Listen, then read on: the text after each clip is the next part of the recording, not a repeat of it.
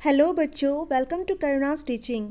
आज मैं आप लोगों को कविवर हरिवंश राय बच्चन जी द्वारा रचित बड़ी ही रोचक और शिक्षाप्रद कविता जो बीत गई पढ़ाने और समझाने जा रही हूँ। इस कविता में कविवर हरिवंश राय बच्चन जी ने हमें बताया है कि जिस प्रकार अपने टूटे हुए तारों पर अंबर शौक नहीं मनाता और अपने प्रिय फूलों के सूखने अथवा मुरझा जाने पर मधुबन कभी शोर नहीं मचाता, उसी प्रकार मनुष्य को अपने बीते हुए दुख को भुलाकर वर्तमान की चिंता करनी चाहिए। उसे बीते हुए दिनों को याद कर अपने वर्तमान को दुखी नहीं करना चाहिए। साथ ही अपने दुखों को याद कर शौक मनाने से अच्छा है कि जीवन के बाकी बचे समय को सुखपूर्वक बिताया जाए, जीवन का भरपूर आनंद उठाया जाए। तो आइए कविता की ओर बढ़ते हैं। तो कविता कुछ इस प्रकार है। जो बीत गई सो बात गई, जो बीत गई सो बात गई, जीवन में एक सितारा था, माना वो बेहद प्यारा था। वो डूब गया तो डूब गया, अंबर के आनंद को देखो। कितने इसके तारे टूटे, कितने इसके प्यारे छूटे। जो छूट गए फिर कहाँ मिले, पर बोलो टूटे तारों पर, कब अंबर शौक मनाता है। जो बीत गई सो बात गई। तो पहली पंक्तियों में कवि टूटे हुए तारों का उदाहरण देते हुए बीते पलों पर शौक ना बनाने का संदेश देते हैं। वो कहते हैं कि जो बीत गई सो बात गई, जीवन में एक सितारा था, माना वो बेहद प्यारा था। वो डूब गया तो डूब गया, अर्थात कवि मनुष्य से कहते हैं कि जो पल बीत चुका है उसके बारे में बात ना करना ही अच्छा है, उसे याद ना करना ही बेहतर है। शायद उस बीते हुए पल में कोई ऐसी यादें या वस्तु रही होंगी जो हमारे लिए बहुत ही खास, वो बेहद प्यारी थी, परंतु अब जब वो नहीं है तो उसे याद करके दुखी होना ठीक बात नहीं है। इसीलिए वह मनुष्य को आसमान का उदाहरण देते हुए कहते हैं, अंबर के आनंद को देखो। कितने इसके तारे टूटे, कितने इसके प्यारे छूटे। जो छूट गए फिर कहाँ मिले, पर बोलो टूटे तारों पर, कब अंबर शौक मनाता है। जो बीत गई सो बात गई। तो इन पंक्तियों के द्वारा कवि मनुष्य से कहते हैं कि जिस प्रकार आसमान में कितने अनगिनत तारे होते हैं, वो सारे तारे आसमान को बहुत प्रिय होते हैं, क्योंकि तारों से ही आसमान की सुंदरता बढ़ती है। परंतु वो तारे कभी कभी टूटकर आसमान से छूट जाते हैं, और जो एक बार टूटकर छूट जाता है फिर वो कभी नहीं मिल पाते हैं।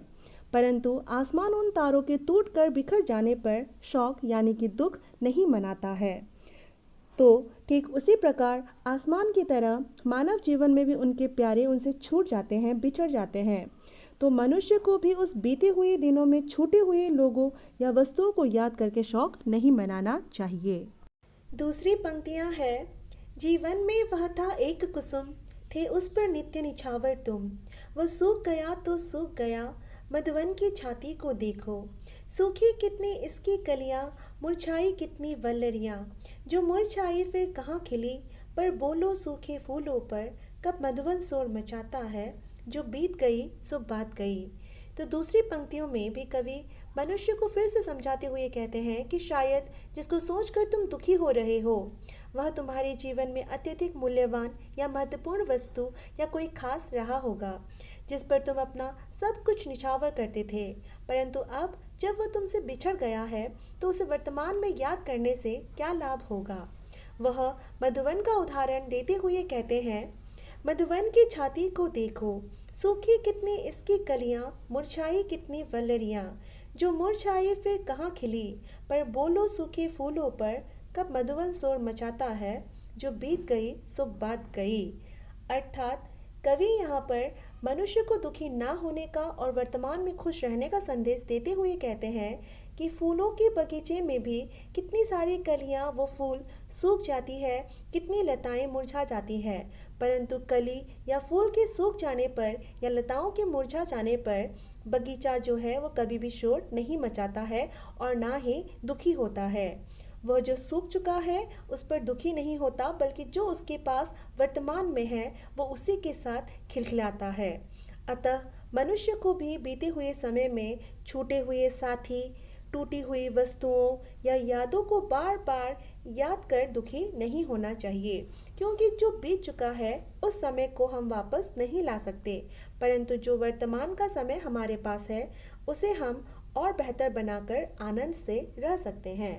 तीसरी पंक्तियां हैं, जीवन में मधु का प्याला था, तुमने तन मन दे डाला था, वो टूट गया तो टूट गया, मदिरालय का आंगन देखो, कितने प्याले हिल जाते हैं, गिर मिट्टी में मिल जाते हैं, जो गिरते हैं कब उठते हैं, पर बोलो टूटे प्यालों पर, कब मदिरालय पछताता है, जो बीत गई सो बात गई। तो तीसरी पंक्तियों में कवि मदिरालय का उदाहरण देते हुए कहते हैं कि मदिरालय में यानी कि शराब की दुकान में कितने ऐसे मिट्टी के पात्र होते हैं जिनमें मधु रखा जाता है या फिर मधु पिया जाता है।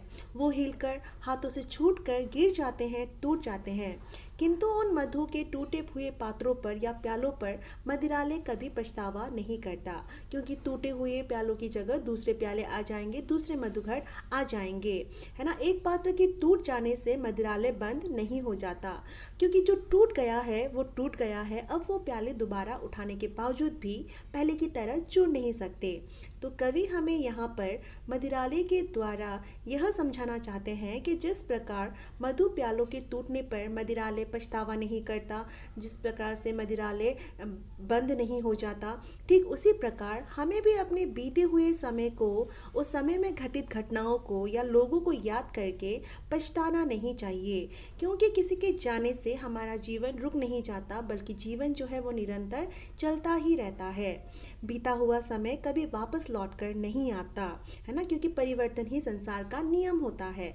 तो बीते हुए दिनों को याद करने से अच्छा है कि हमें वर्तमान में अपने जीवन को बेहतर ढंग से जीना चाहिए। आगे की पंक्तियां हैं, मृदु मिट्टी के हैं बने हुए, मधुघट फूटा ही करते हैं, लघु जीवन लेकर आए हैं, प्याले टूटा ही करते हैं, फिर भी मदिरालय के अंदर मधु के घट है, मधु प्याले हैं। तो प्रस्तुत पंक्तियों में कवि कहते हैं कि मधु की दुकान में जो मधुघट होते हैं वो कोमल मिट्टी के बने होते हैं और लघु जीवन लेकर आए होते हैं, यानी कि उनको एक ना एक दिन टूटना ही पड़ता है। परंतु उन प्यालों के टूटने के बाद भी मदिरालय के अंदर मधु के घट भी हैं और मधु प्याले भी हैं। मतलब एक प्याले या घट के टूट जाने पर मदिरालय यानी कि शराब की दुकान बंद नहीं हो जाती, बल्कि वो निरंतर चलती ही रहती है। ठीक उसी प्रकार कवि हमें यहाँ कहना चाहते हैं कि मानव जीवन भी लघु है, यानी कि क्षणभंगुर है, और इस संसार में भी लोगों का आना जाना लगा ही रहता है, यानी जन्म और मरण का चक्र चलता रहता है। तो कवि कहते हैं कि हमारे जीवन से यदि कोई एक व्यक्ति चला जाए जो हमारे लिए बहुत ही खास हो या हमारा बहुत ही प्रिय हो, तो इससे हमारी ज़िंदगी रुक नहीं जाती, बल्कि ज़िंदगी जो है वो निरंतर चलती ही रहती है। तो इसलिए हमें उसे याद करके वर्तमान में रुकना नहीं चाहिए, बल्कि जिस प्रकार मदिरालय निरंतर चलता रहता है, ठीक उसी प्रकार हमें भी जीवन में निरंतर आगे बढ़ते रहना चाहिए, रुकना नहीं चाहिए। अंतिम पंक्तियां हैं, जो मादकता के मारे हैं वे मधु लूटा ही करते हैं, वो कच्चा पीने वाला है जिसकी ममता घट प्यालों पर, जो सच्चे मधु से जला हुआ कब रोता है चिल्लाता है, जो बीत गई सो बात गई। तो प्रस्तुत पंक्तियों में कवि कहते हैं जिन्हें मादकता पसंद है वे ही उसका आनंद लिया करते हैं, अर्थात जिस प्रकार एक शराबी पूरी तरह नशे में होने पर उसे किसी चीज़ की कोई चिंता नहीं रहती, वह केवल अपने पीने का ही मज़ा लिया करता है, ठीक उसी प्रकार मनुष्य को भी बीते हुए दिनों को याद ना करके वर्तमान में चिंता रहित रहना चाहिए। आगे की पंक्तियां हैं, वो कच्चा पीने वाला है जिसकी ममता घट प्यालों पर, जो सच्चे मधु से जला हुआ कब रोता है चिल्लाता है। अर्थात जिन लोगों को केवल मधु यानी शराब पीने से ही मतलब है, वे उसे पूरी तरह तैयार ना होने पर भी पी जाते हैं, परंतु जिन लोगों को आनंद के साथ मधु पीना है, वो मधु के पूरी तरह जलने अर्थात पूरी तरह पकने का इंतज़ार करते हुए उसे पीते हैं। तब वो इंतज़ार करते हुए ना ही रोता है और ना ही चिल्लाता है। अर्थात जो व्यक्ति जीवन का सच्चा आनंद लेना चाहता है, वह बीते पलों को याद करके दुखी बैठा नहीं रहता, बल्कि वर्तमान की चिंता कर वर्तमान को सुंदर बनाने का प्रयास करता है। अतः कवि हमें यही समझाना चाहते हैं कि वर्तमान जीवन में जो समय अपने लोग हमारे साथ हैं, हमें उन्हीं के साथ आनंदपूर्वक सुखपूर्वक जीवन व्यतीत करना चाहिए, ना कि बीते हुए समय या लोगों को याद करते हुए अपने वर्तमान को खराब करना चाहिए।